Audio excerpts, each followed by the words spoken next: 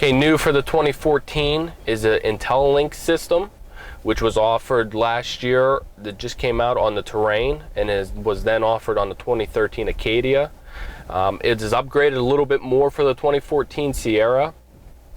You have your basic controls on top, and then you have more hard controls down below. But what they were trying to do was to make the buttons bigger, because most men who are going to be in this truck, they might have their work gloves on, they have bigger hands to begin with.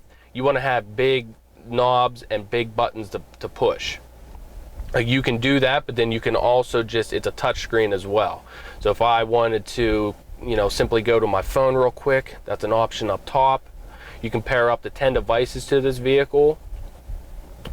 Once you pair it to it, then you can stream Bluetooth audio through it. It would obviously pull your contacts in. You can go through and check voicemails in the meantime. Getting back to the radio, you can actually press and pause up to 20 minutes of live radio. So say somebody called you and you're listening to the bottom of the ninth inning, 2 outs. You can actually hit a pause button right here.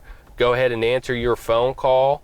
As long as it's not more than 20 minutes, once you hang up the phone call, then you would come back to here and then press play, and it would just pick up from directly where you had it. Pretty similar to a DVR system that you might have on your TV at home.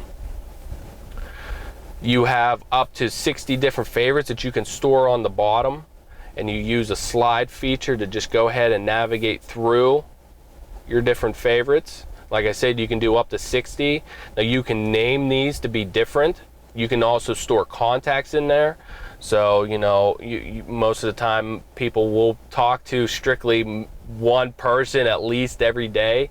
Instead of having to push to talk or navigate through your recent calls, you can actually just have a contact saved right there. So just as you're driving down the road, and you want to make it a quick phone call, just press right there and it'll make the phone call right there. You can actually name these different as well. So as you can see here, it says XM 114.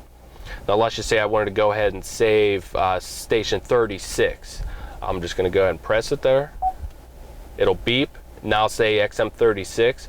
But what I can actually do is I can name that, and the station is actually called Alt Nation. If I wanted to, I could just name that Alt. Makes it a little bit easier for you to recognize what the station might be.